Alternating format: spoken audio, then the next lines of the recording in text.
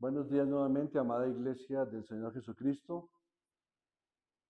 La honra, la gloria sean sobre nuestro bendito Señor y Salvador, y su misericordia y su gracia sobre nuestras vidas. Voy a invitarlos a abrir el libro de Romanos capítulo 15. Romanos capítulo 15. Y voy a exponer para ustedes del versículo 1 hasta el versículo 13. Repito, Romanos capítulo 15, versículos 1 al 13. Dice así la palabra del Señor. Así que los que somos fuertes debemos soportar las flaquezas de los débiles y no agradarnos a nosotros mismos. Cada uno de nosotros agrade a su prójimo en lo que es bueno para edificación. Porque ni aun Cristo se agradó a sí mismo. Antes bien, como está escrito, los vituperios de los que te vituperaban cayeron sobre mí. Porque las cosas que se escribieron antes, para nuestra enseñanza se escribieron, a fin de que por la paciencia y la consolación de las Escrituras tengamos esperanza. Pero el Dios de la paciencia y de la consolación os dé entre vosotros un mismo sentir según Cristo Jesús, para que unánimes a una voz glorifiquéis al Dios y Padre de nuestro Señor Jesucristo. Por tanto, recibíos los unos a los otros, como también Cristo nos recibió para gloria de Dios. Pues os digo que Cristo Jesús vino a ser siervo de la circuncisión para mostrar la verdad de Dios, para confirmar las promesas hechas a los padres, y para que los gentiles glorifiquen a Dios por su misericordia, como está escrito: por tanto, yo te confesaré entre los gentiles y cantaré a tu nombre. Y otra vez dice: alegraos, gentiles, con su pueblo. Y otra vez: alabad al Señor todos los gentiles y magnificadle todos los pueblos. Y otra vez dice Isaías: estará la raíz de Isaí y el que se levantará a regir los gentiles. Los gentiles esperarán en él, y el Dios de esperanza os llene de todo gozo y paz en el creer, para que abundéis en esperanza por el poder del Espíritu Santo. Amén. Casi todas las citas últimas de estos versículos fueron tomadas del Antiguo Testamento, que es lo sorprendente. Segunda de Samuel, el Salmo 18, Deuteronomio 32, Salmo 117, Isaías 11:10. Porque aquí el apóstol está recurriendo precisamente al Antiguo Testamento y, y no deja de sorprendernos cómo se hablaba en el Antiguo Testamento acerca de los gentiles. Y uno dice: ¿y qué pasó?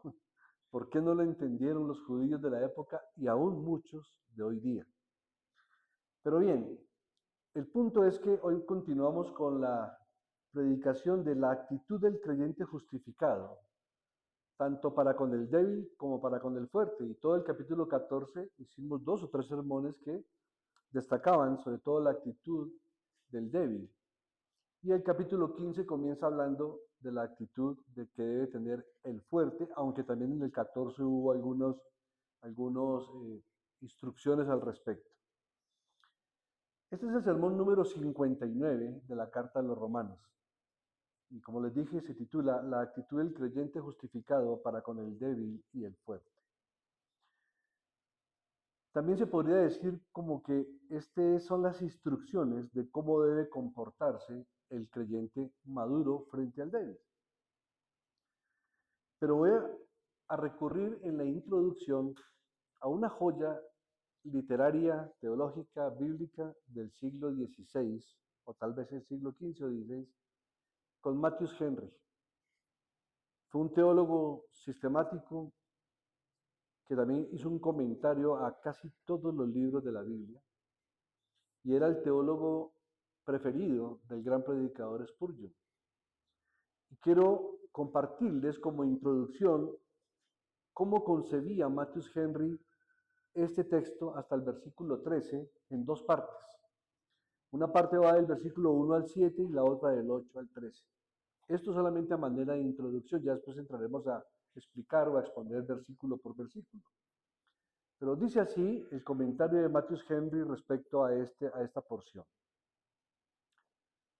La libertad cristiana se permitió, no para hacer nuestro placer, sino para la gloria de Dios y el bien de los demás. Debemos complacer a nuestro prójimo por el bien de su alma, no sirviendo a su mala voluntad y humillándolo de manera pecaminosa. Si buscamos así complacer a los hombres, no somos los siervos de Cristo. Toda la vida de Cristo fue una vida de abnegación y de desagrado a sí mismo. Y el cristiano más avanzado es el más conformado a Cristo, considerando su pureza y santidad inmaculadas. Nada podría ser más contrario a él que ser hecho pecado y maldición por nosotros y que los reproches de Dios cayeran sobre él, el justo por el injusto. Él soportó la culpa del pecado y la maldición por él. Nosotros solo estamos llamados a soportar un poco de molestia que supone. Él soportó los pecados presuntuosos de los malvados. Nosotros solo estamos llamados a soportar las faltas de los débiles. ¿Y no deberíamos ser humildes, abnegados y estar dispuestos a considerar a los demás que son miembros unos de otros? Las escrituras están escritas para nuestro uso y beneficio, tanto como para aquellos a quienes fueron dadas por primera vez. Los más instruidos son aquellos que son más poderosos en las escrituras. El consuelo que surge de la palabra de Dios es el más seguro y dulce y el mayor sostén de la esperanza. El Espíritu como consolador es la garantía de nuestra herencia. Esta afinidad debe ser según el precepto de Cristo, según su modelo y ejemplo. Es el don de Dios y es un don precioso que debemos buscar con ahínco. Nuestro divino Maestro invita a sus discípulos y los anima mostrándose manso y humilde de espíritu. La misma disposición debe marcar la conducta de sus siervos, especialmente de los fuertes hacia los débiles. El gran fin de todas nuestras acciones debe ser que Dios sea glorificado y nada lo adelanta más que el amor mutuo y la bondad de los que profesan la religión cristiana. Los que están de acuerdo en Cristo, bien pueden estar de acuerdo entre sí. Ahora vamos con la segunda porción de cómo él comentó los versículos del 8 al 13. Cristo cumplió las profecías y promesas relativas a los judíos y los gentiles convertidos no podían tener ninguna excusa para despreciarlas. Los gentiles, al ser introducidos en la iglesia, son compañeros de paciencia y tribulación. Deben alabar a Dios, invitar a todas las naciones a alabar al Señor. Esto muestra que tendrán conocimiento de Él. Y todo el plan de la redención es adecuado para reconciliarnos entre nosotros, así como con nuestro Dios misericordioso, de modo que se pueda alcanzar una esperanza permanente de vida eterna mediante el poder santificador y consolador del Espíritu Santo. Nuestro propio poder nunca alcanzará esto. Por lo tanto, donde esta esperanza está y es abundante, el bendito Espíritu debe tener toda la gloria, todo el gozo y toda la paz. Toda clase de gozo y paz verdaderos para suprimir las dudas y los temores mediante la poderosa obra del Espíritu Santo. Amén. Ya entiende uno por qué Dios se proveyó de siervos tan fieles como Matthew Henry. Y también ya comprende uno por qué era el teólogo predilecto de Carlos Spurgeon, o uno de sus teólogos predilectos. Vamos ahora sí al desarrollo del tema. Y vamos con entonces el versículo 1 que dice, así que los que somos fuertes debemos soportar las flaquezas de los débiles y no agradarnos a nosotros mismos. Hermanos, cuando el apóstol Pablo dice nosotros que somos fuertes, él se ubica a sí mismo entre los fuertes. Se está ubicando como tal entre los fuertes. Y cuando continúa diciendo debemos sobrellevar las flaquezas de los débiles, él quiere decir que hay una obligación moral y espiritual que pesa sobre nosotros los fuertes. A saber, no pensar solamente en nosotros, sino también en las necesidades de otros y en el caso que nos ocupa, en las necesidades de los débiles. Y esto no puede estar muy lejos de la exhortación que el mismo Pablo hace en otros textos, como por ejemplo en Gálatas capítulo 6, versículo 2, que dice, sobrellevad los unos las cargas de los otros y cumplid así la ley de Cristo. La expresión sobrellevar o sobrellevar las flaquezas no significa solamente tolerar o soportar, ni siquiera ser indulgente con ellos, no. Y tener paciencia con con los que tienen estas situaciones.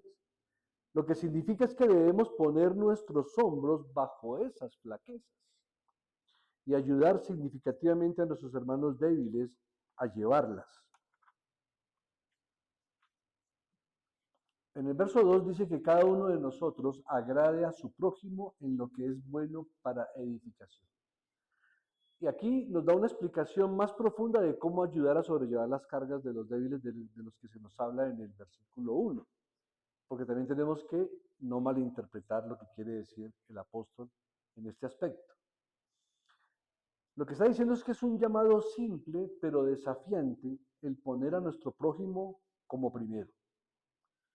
El apóstol Pablo después escribió, inclusive más adelante, respecto al mismo tema en Filipenses 2, 3 y 4, lo siguiente.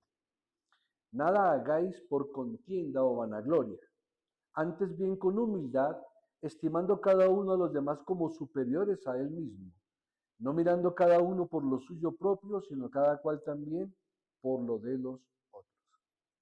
Ahora bien, esto no significa que la iglesia es gobernada por los antojos de los débiles. ¿Recuerdan en el capítulo 14 a quién se describía como débiles? A los judíos, ¿cierto? No aunque también habían gentiles débiles, pero mayormente se refería a los judíos. ¿Por qué? Porque ellos pensaban que cosas que eran legítimas eran pecaminosas. Entonces, no es alentarlos a ellos en eso mismo, no es que ellos puedan gobernar a los antojos débiles de la iglesia, porque entonces la iglesia caería en un legalismo impresionante.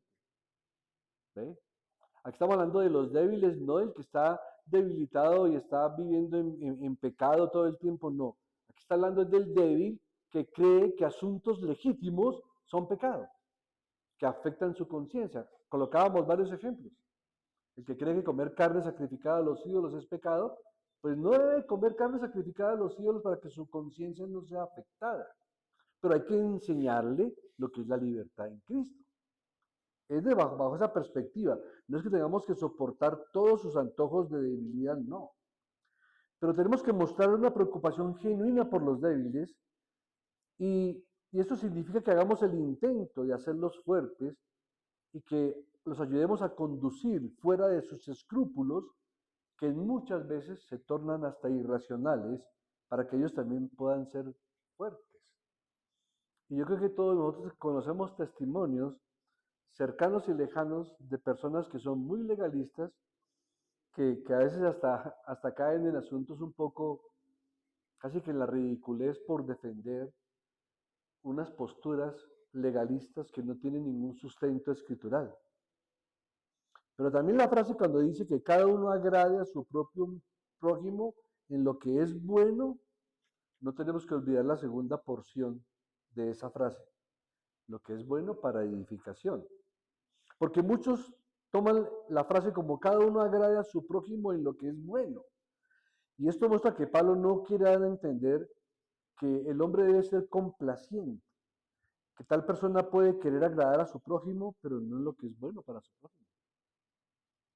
¿Cierto? Y pasa con frecuencia, que queremos agradar al prójimo, pero no en lo que es edificante para el prójimo, sino porque queremos ganar su beneplácito y eso no es bueno, ni tampoco es bueno para él. Por eso es importante leer la frase completa. Cada uno de nosotros agrade a su prójimo en lo que es bueno para edificación. Si no es para edificación, así sean aparentemente cosas buenas, no le va a servir de nada. Hermanos, muy seguido a los cristianos les resulta más fácil destruirse el uno al otro en lugar de fortalecerse mutuamente.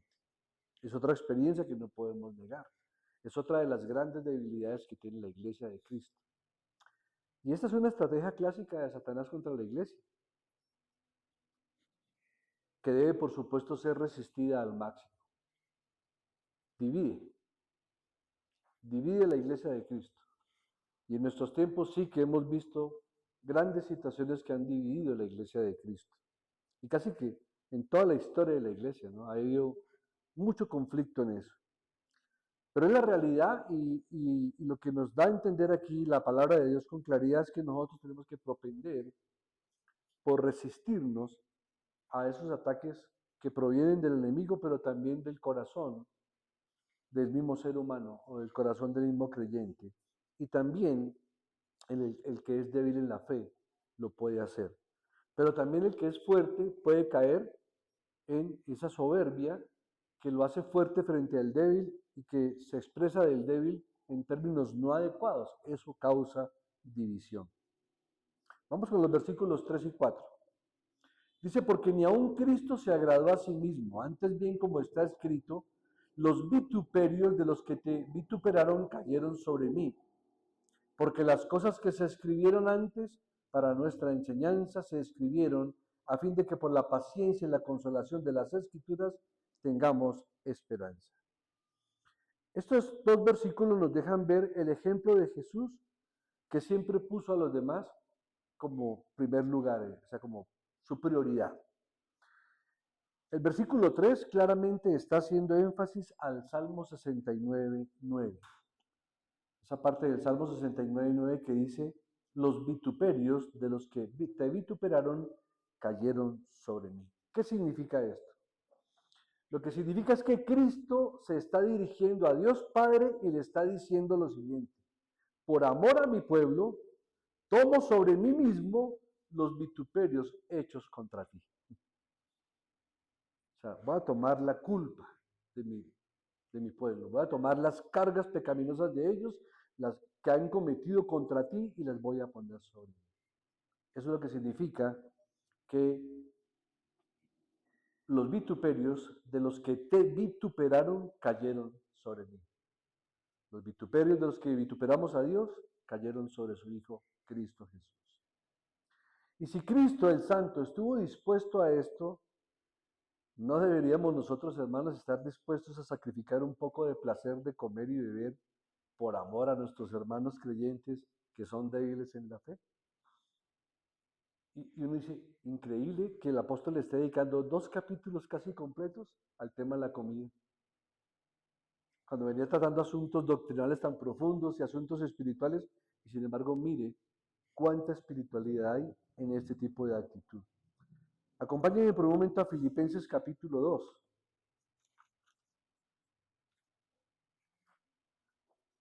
Y leo para ustedes desde el versículo 5 hasta el versículo 11. Dice así la palabra del Señor.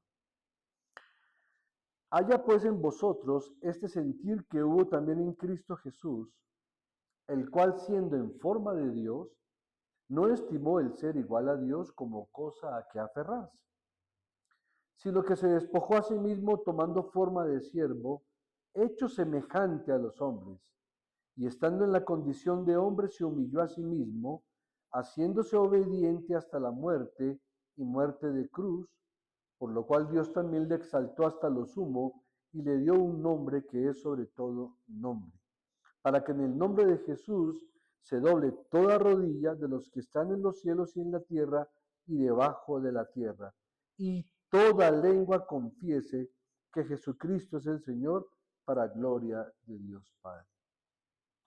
Pero el énfasis está marcado en los primeros textos. Haya pues en vosotros este sentir que hubo en Cristo. ¿Cuál fue ese sentir? Que siendo en forma de Dios, no estimó el ser igual a Dios como cosa a que aferrarse. Por supuesto está hablando de ya el Hijo encarnado. De hecho ya era de por sí una humillación el descender a la condición de un ser humano. Dice claramente que se despojó a sí mismo tomando forma de siervo, hecho semejante a los hombres, ¿sí? No igual a los hombres, semejante a los hombres. Y en esa condición humana se humilló ¿Sí? O sea que la humillación no fue únicamente en la cruz. El solo hecho de estar en condición humana ya era de por sí humillante. El despojarse de toda su gloria ya era de por sí humillante para él. Y luego dice que se hizo obediente hasta la muerte y muerte de cruz. O sea, la muerte más vergonzosa que podía recibir un ser humano en esa época, que estaba destinada a los peores criminales de la época en Roma. Bien. Y el verso 4 nos dice que todo esto fue escrito para nuestra enseñanza. Para nuestra enseñanza se escribieron, para que tengamos esperanza sabiendo que hacemos lo correcto aun cuando sea difícil. Porque no es fácil hacer lo correcto, es difícil. Y máximo cuando vamos en contravía a toda la cultura y la filosofía del mundo. Pero hermanos, cuando un creyente responde correctamente a los reproches que el mundo echa en contra de nosotros o en contra de él como creyente, por el amor de Cristo les molesta aún más. Hace poquito escuché un predicador decir lo siguiente. Usted se observa por qué si uno insulta al ídolo de los musulmanes, eso genera violencia y amenazas de muerte. Usted va e insulta a Buda y los budistas vendrán contra usted, le demandarán ante los organismos internacionales por hablar mal de sus ídolos y de sus dioses. Y generalmente responden con violencia. Y así con cualquier religión del mundo. Pero ¿se ha dado cuenta por qué es que al cristiano se le persigue tanto? Porque somos cristianos y no vamos a responder con violencia. Es así de sencillo. Por eso abusan de nosotros. Por eso se aprovechan de nuestra condición de que no usamos las armas del mundo, ni usamos las armas no legítimas para defender nuestra fe, sino que tenemos mansedumbre y confiamos y dejamos la venganza en manos del Señor. Por eso es que usted siempre encontrará eso. Y muchos se preguntan, pero ¿por qué Dios permite que nos aplasten de esa manera? ¿Y por qué a las demás religiones no les pasa eso? Precisamente por eso, porque somos hijos de Dios. Entonces el cristiano tiene la capacidad de amar, de perdonar y de no dejarse afectar gravemente por las cosas que el mundo le puede hacer. Nos puede molestar como seres humanos, por supuesto, pero la llevamos siempre a la cautividad en Cristo Jesús. Todo. Y esto les hace saber al mundo que no hay nada que puedan hacer contra un hijo de Dios cuyos ojos están puestos en Jesús. Miremos nada más el caso, por ejemplo, de Esteban, que fue el primer mártir de la iglesia neotestamentaria. Lo estaban apedreando y él vio al Señor revelado y le dice al Señor Jesús, en tus manos encomiendo mi espíritu y no les tomes en cuenta esta maldad, este pecado. Dice que le rechinaron los dientes. ¿Sí? Esa es la actitud del mundo hacia nosotros. Pero la actitud de Esteban fue una actitud conciliadora, perdonar y dejar todo en manos del Señor. Versículos 5 y 6. Pero el Dios de la paciencia y de la consolación os dé entre vosotros un mismo sentir según Cristo Jesús. ¿Para qué? Para que unánimes a una voz glorifiquéis al Dios y Padre de nuestro Señor Jesucristo. En este pasaje, mis hermanos, se retoman los dos conceptos que vimos en el versículo 4. Observe que el 4 habla de paciencia y consolación. Y nuevamente en el 5 y 6 menciona lo mismo, dice, pero el Dios de la paciencia y de la consolación. Y entendamos esto, hermanos, toda la palabra de Dios es vital, toda, por supuesto. Pero si algo hemos aprendido es que cuando el Señor repite algo más de una vez, es porque es bien importante. Y aquí habla de la paciencia y la consolación en términos seguidos, en dos versículos continuos. Y aquí el apóstol está dirigiéndose a los miembros de la iglesia de Roma, por supuesto, pero también a todas las otras personas que después iban a conocer esta carta o el contenido de esta carta. Y por supuesto hasta nuestros días. Por eso dice que todo esto fue escrito para nuestra enseñanza. Y en esa carta se pronuncia la solemne plegaria y el deseo de que sus lectores, por medio del uso práctico y devocional de las Escrituras, y habiendo sido hechos receptores de esas dos preciosas bendiciones, ¿la recuerdan? La paciencia y la consolación, puedan alcanzar la meta de vivir en armonía unos con otros. Recordemos por un momento Romanos capítulo 12 y el versículo 16. Unánimes entre vosotros, no altivos, sino asociándoos con los humildes, no seáis sabios en vuestra propia opinión. Conforme al ejemplo de Cristo, porque dice que tengamos ese sentir, el sentir de Cristo. Mis hermanos, el Dios y Padre de nuestro Señor Jesucristo. Miren cómo comienza esa porción, pero el Dios de la paciencia y de la consolación os dé entre vosotros un mismo sentir según Cristo, para que unánimes a una voz glorifiquéis al Dios y Padre de nuestro Señor Jesucristo. Y este es un texto también que utilizan los antitrinitarios, para decir, si ve, Dios era el Dios de Cristo, luego él no podía ser Dios. Pero cuando dice al Dios y Padre, tenemos que mirar que son dos títulos. Este título de Dios pone el énfasis en la naturaleza humana de Cristo. Mientras que el título de Padre llama la atención a la naturaleza divina de Cristo. Porque la Biblia nos enseña que Cristo es el Hijo eterno de Dios y que Dios es el Padre eterno de Cristo. ¿Sí es lo interesante? Pero si lo vemos así a grosso modo, se puede prestar para que confundan las mentes más débiles, por decirlo así, que no tienen el conocimiento adecuado de las Sagradas Escrituras. Y ahí tiene usted una excelente explicación para que cualquiera que le quiera rebatir el argumento trinitario, usando este versículo, claramente dice, Dios y Padre de nuestro Señor Jesucristo. Por esa razón, cuando le preguntan a Cristo, ¿cuándo es el último tiempo? Él dijo, nadie sabe, ninguno, ni el Hijo lo sabe, ¿sí? Sino solamente Dios. Pero él estaba hablando en su condición humana, no en su condición divina, porque la Biblia también dice que Cristo sabía todo lo del corazón de todos los seres humanos. ¿Sí? Entonces, el título de Dios hace énfasis en la naturaleza humana de Cristo, solo Dios sabe eso. Pero el título de Padre llama la atención a su naturaleza divina. Verso 7. Por tanto, recibió los unos a los otros, como también Cristo nos recibió para gloria de Dios. Debemos recibirnos los unos a los otros de la misma manera que Cristo nos recibió, en términos de pura gracia, sabiendo, pero soportando nuestras faltas. O sea, ¿qué es lo importante aquí? Es que este versículo nos dice que Cristo nos recibió en términos de pura gracia, sabiendo lo malos que éramos, sabiendo lo pecaminosos que éramos, sabiendo lo blasfemos que éramos, pero nos dio su gracia, soportando nuestras faltas. Y no solamente las soportó, sino que las pagó por nosotros. El predicador Spurgeon, acerca de cómo también Cristo nos recibió, decía lo siguiente.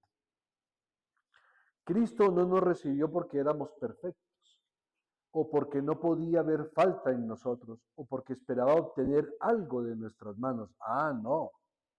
Pero en su condescendencia de amor, cubriendo nuestras faltas y buscando nuestro bien, nos dio la bienvenida a su corazón. Así que de la misma manera y con el mismo propósito, recibámonos unos a otros. Qué buen ejemplo. Y esa palabra de condescender, a mí me ha causado un buen impacto desde una vez que escuché un sermón hablando de la condescendencia de Cristo. Y lo decía el mismo Spurgeon. Dice, hermanos, si el solo hecho de que Dios mire hacia abajo al ser humano ya es de por sí una condescendencia, Ahora imagínense a Cristo mirando hacia arriba a Zaqueo, diciéndole, Zaqueo, desciende, ven acá. Que Dios mire hacia abajo, normal, pero que el Señor mire hacia arriba, eso sí que es una gran condescendencia para mirar a un pecador. Y aplica a lo que estamos enseñando hoy, porque dice que nos recibamos unos a otros como Cristo nos recibió a nosotros, soportando y conociendo todo lo que usted y yo éramos. Ahora, del versículo 8 en adelante, esa porción lo podemos ver como una unidad de pensamiento y la vamos a recordar. Pues os digo que Cristo Jesús vino a ser siervo de la circuncisión para mostrar la verdad de Dios, para confirmar las promesas hechas a los padres y para que los gentiles glorifiquen a Dios por su misericordia, como está escrito, por tanto yo te confesaré entre los gentiles y cantaré a tu nombre, haciendo referencia a 2 de Samuel 22, 50 y al Salmo 18, 49. Y otra vez dice, alegraos gentiles con su pueblo, Deuteronomio 32, 43. Y otra vez, alabad al Señor todos los gentiles y magnificadle todos los pueblos, Salmo 117, 1. Y otra vez dice Isaías, estará la raíz de Isaí y el que se levantará a regir los gentiles. Los gentiles esperarán en él. Isaías 11:10. Y el Dios de esperanza os llene de todo gozo y paz en el creer, para que abundéis en esperanza por el poder del Espíritu Santo. Hermanos, aquí Pablo cita una serie de pasajes del Antiguo Testamento que demuestran que Dios tenía una clara intención desde el principio de que los gentiles lo alabaran. Dios en su soberana voluntad ya tenía establecido de que los gentiles le iban a alabar. En lugar de estar divididos sobre asuntos de discordia, los judíos y gentiles deberían unirse en Cristo Jesús, sobre el fundamento común de alabanza, que es Cristo. Como dice el texto, yo te confesaré entre los gentiles. Y aquí también se está haciendo en esa palabra, yo te confesaré delante de los gentiles, al Salmo 18. Y vamos por un momento al Salmo 18.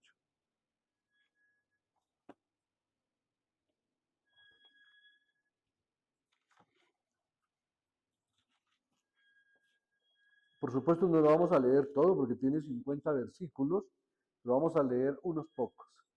Yo te confesaré entre los gentiles. Esta cita que es del Salmo 18 describe a Jesús mismo alabando entre los gentiles. Qué tremendo, ¿no? Observen. Te amo, oh Jehová, fortaleza mía. Jehová, roca mía y castillo mío y mi libertador. Dios mío, fortaleza mía, en él confiaré. Mi escudo y la fuerza de mi salvación, mi alto refugio. Invocaré a Jehová, quien es digno de ser alabado, y seré salvo de mis enemigos. Ahí aparentemente sería una adoración de un creyente como el salmista, ¿cierto?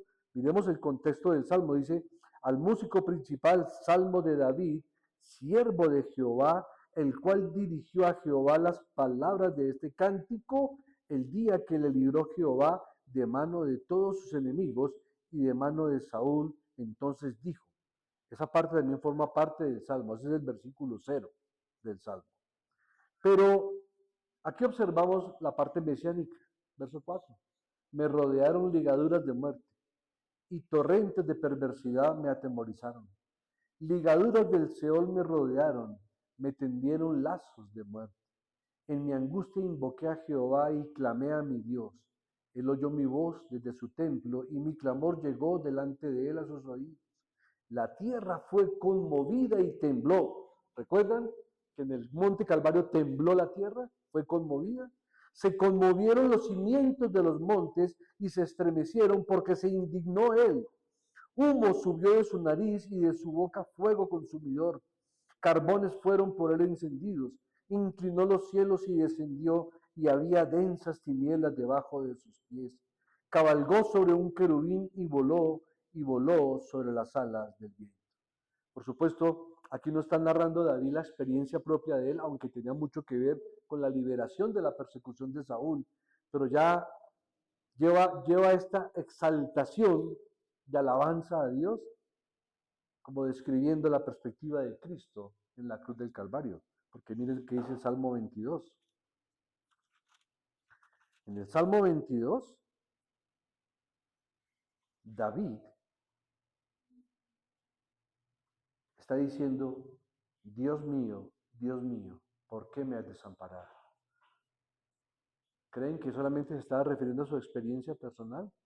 ¿O sin saberlo estaba invocando la profecía sobre Cristo? ¿Por qué estás tan lejos de mi salvación y de las palabras de mi clamor? ¿Y cómo sabemos que se refería a Cristo? Por cómo comienza el Salmo.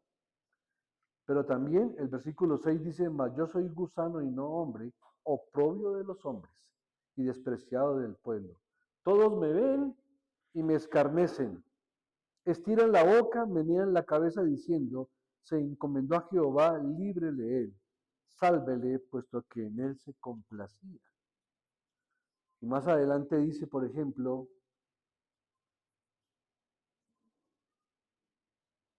me han rodeado muchos toros, fuertes toros de Basán me han cercado. Abrieron sobre mí su boca como león rapaz y rugiente. He sido derramado como aguas y todos mis huesos se descoyuntaron. Mi corazón fue como cera derritiéndose en medio de mis entrañas. ¿Sí? Nunca le quebraron un hueso, pero sí fue descoyuntado. Como un tiesto se secó mi vigor, mi lengua se pegó a mi paladar. ¿Recuerdan? Tengo sed.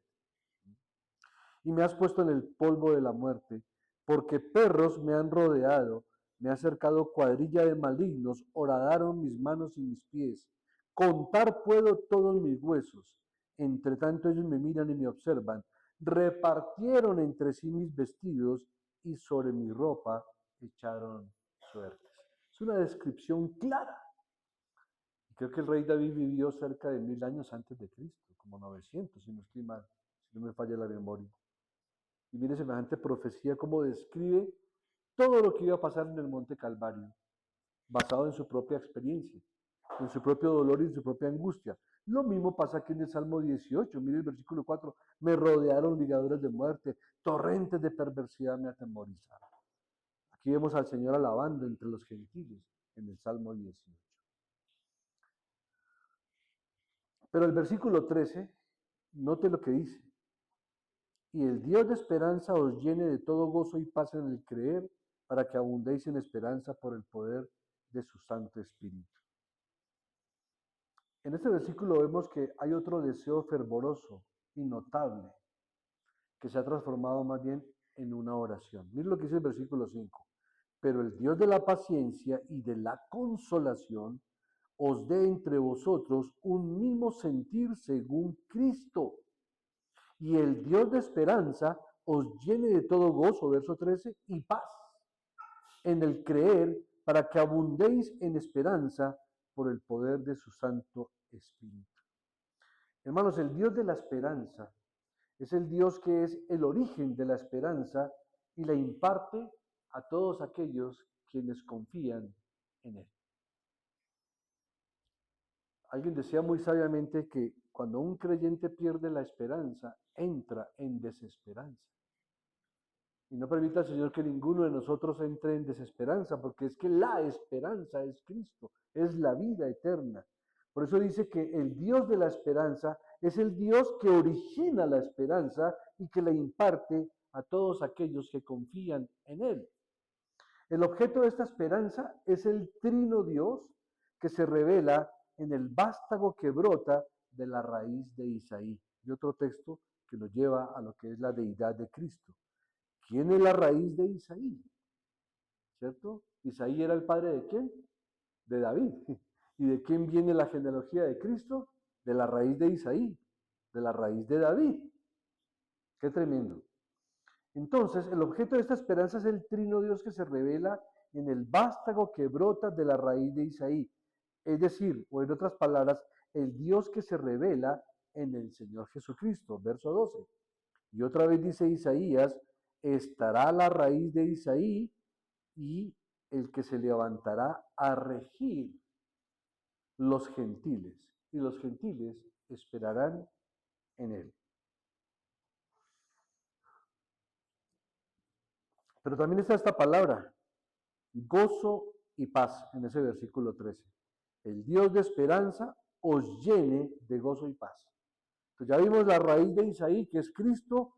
Ahora el Dios de esperanza, que es el Todopoderoso, el Padre, nos llene para que abundemos en esperanza por el poder de quién? Del Espíritu Santo. O sea que en estos dos textos claramente vemos la Trinidad en acción. A Cristo como raíz de Isaí, como la revelación de Dios, a Dios Padre Todopoderoso, dándonos su Espíritu para llenarnos de la esperanza. En esto, de hablar de gozo y paz, es un gozo que es inefable y que es glorioso. El apóstol Pedro, en 1 de Pedro 1.8, lo expresa de esta manera. A quien no habiendo visto, lo amáis. En quien creyendo, aunque ahora no lo veáis, os alegráis con gozo inefable y glorioso.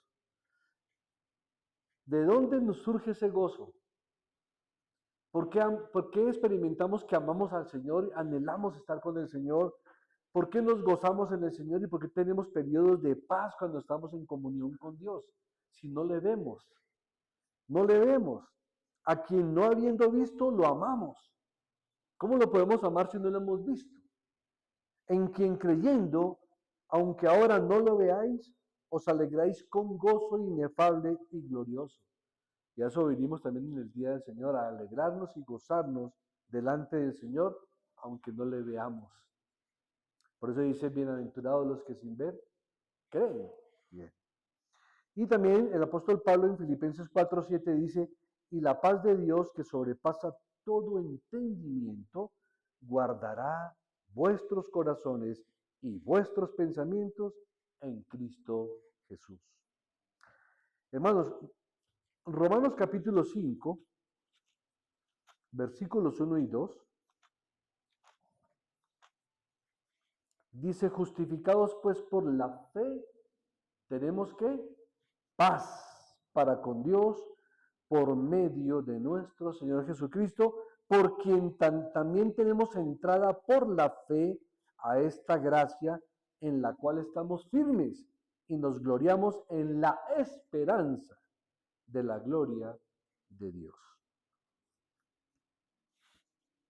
Hermanos, el apóstol Pablo se daba cuenta de que en presencia de un gozo y de una paz de esta magnitud, no tendría por qué haber lugar para las disputas entre los débiles y los fuertes. Es la enseñanza que él les quería impartir a la iglesia de Roma, pero ¿por qué? ¿Acaso no experimentan gozo, paz? ¿Acaso el poder de Dios no reposa sobre ustedes? ¿Acaso el Espíritu Santo no les ha llenado y les ha abundado de esperanza? Entonces, ¿por qué estas disputas? ¿Por qué estas diferencias entre los débiles y los fuertes? El énfasis está en el creer y en el ejercicio de nuestra fe, porque la fe es un don de Dios, pero esto no cancela el hecho de que el hombre debe ejercerlo. Y tal vez es donde cometemos el error de decir, pero es que pues ya todo es un don de Dios, entonces no tengo nada más que hacer. No, Dios nos da dones, pero también nos da los medios de gracia para desarrollar esos dones. Luego, el hombre tiene responsabilidad de ejercer la fe que Dios le ha dado. Miren lo que dice Lucas 8:50. Oyéndolo Jesús le respondió, no temas, cree solamente y será salva. Se le estaba diciendo a la hija de Jairo, no temas, cree y será salva. Y en 2 de Tesalonicenses 2:13 dice, pero nosotros debemos dar siempre gracias a Dios respecto a vosotros, hermanos amados por el Señor, de que Dios os haya escogido desde el principio para salvación mediante, miren los medios de gracia, mediante la santificación por el Espíritu y la fe en la verdad. O sea que Dios nos da el don, pero ¿quién tiene que creer? Nosotros. Dios nos da el don de la fe, pero ¿quién tiene que ejercitarlo? Nosotros. Y aunque es el hombre quien debe ejercer la fe, no puede hacerlo por su propio poder, sino por el poder del Espíritu Santo. Increíble. El Señor nos demanda creer, pero no podemos creer sino por el poder del Espíritu Santo. ¿Eso qué genera? Una dependencia absoluta del hombre para con Dios. Dice, para que abundéis, para que reboséis de esperanza. Hermanos, y en todos los escritos, o la mayor parte de los escritos de Pablo, encontramos esto. Él siempre hace un énfasis constante en el carácter rebosante o extraordinariamente abundante de la redención en Cristo Jesús. Vamos por último un momentico a Romanos 5:20.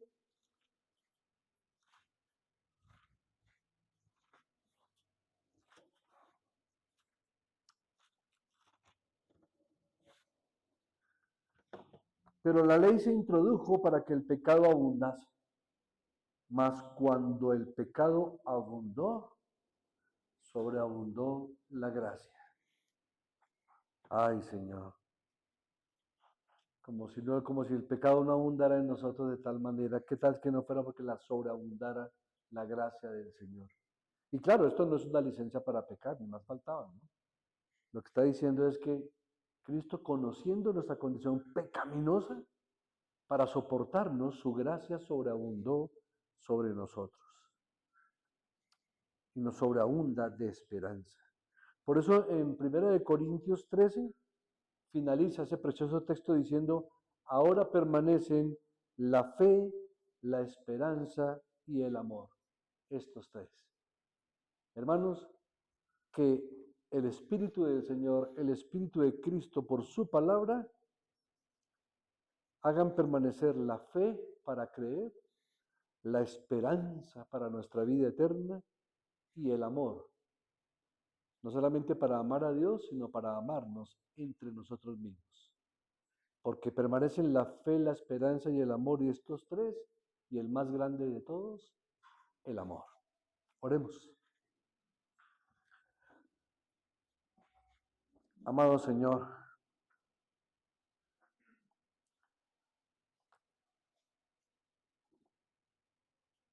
pensar que desde el principio,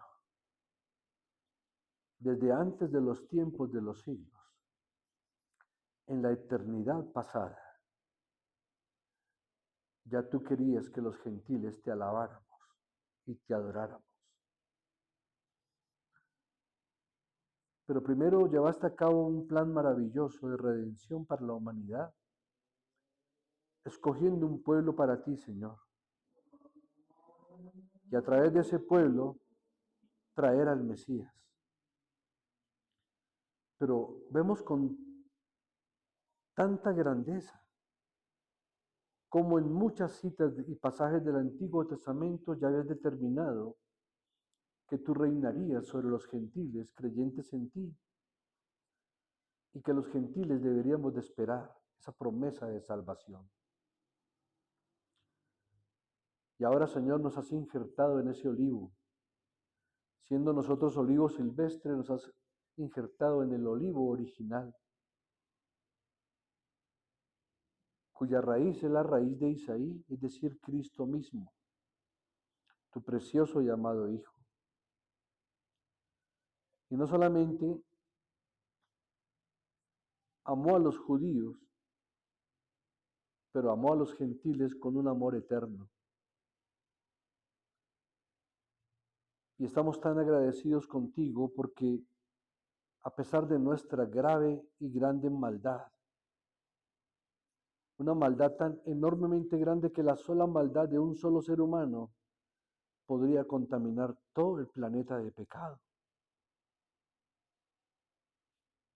Y aún así, por tu gracia que sobreabunda para nosotros, nos has soportado.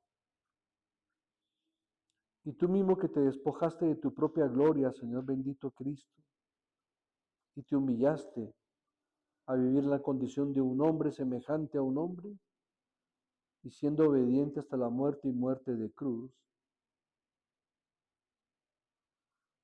coloca en nosotros ese mismo sentir que hay en ti,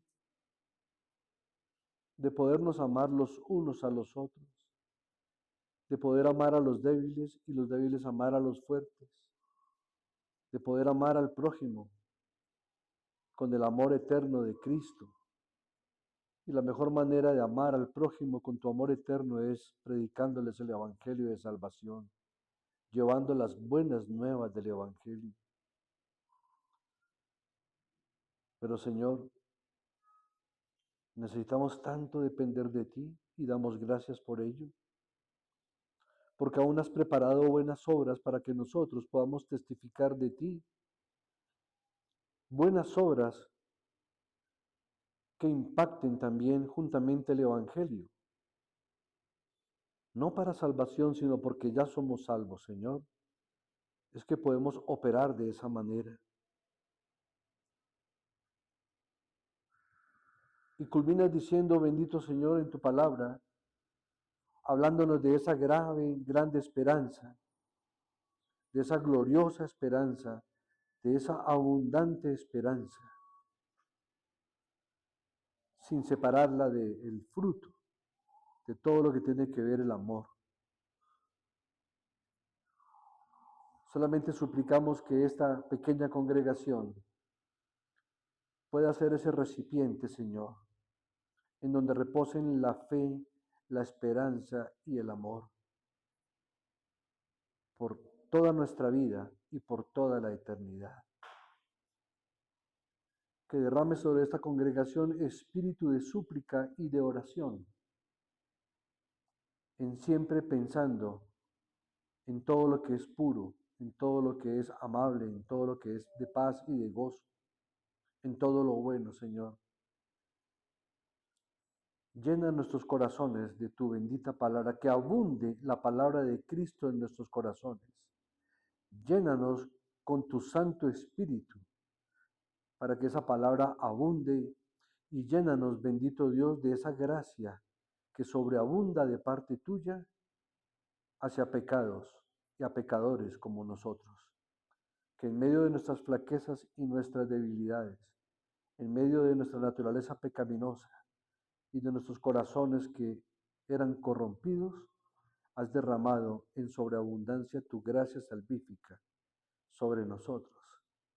Y todo lo que tenemos que hacer simplemente es creer en ti, Señor. La fe que nos has otorgado para creer, enséñanos a ejercitarla, Señor, para ser maduros en ella. Y mi Cristo, gracias.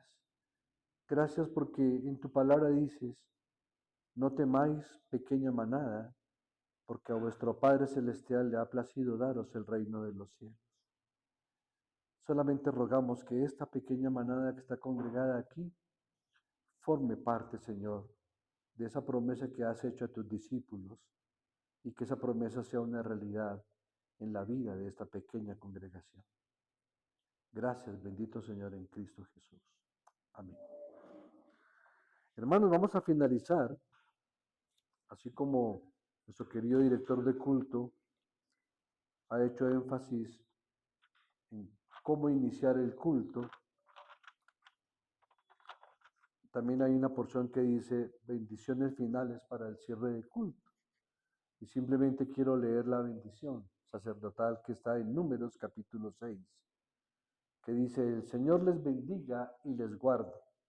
El Señor haga resplandecer su rostro sobre ustedes y tenga de ustedes misericordia. El Señor alce sobre ustedes su rostro y les dé paz. Amén. Bueno, mis amados hermanos, bendiciones para todos en Cristo Jesús, en lugares celestiales.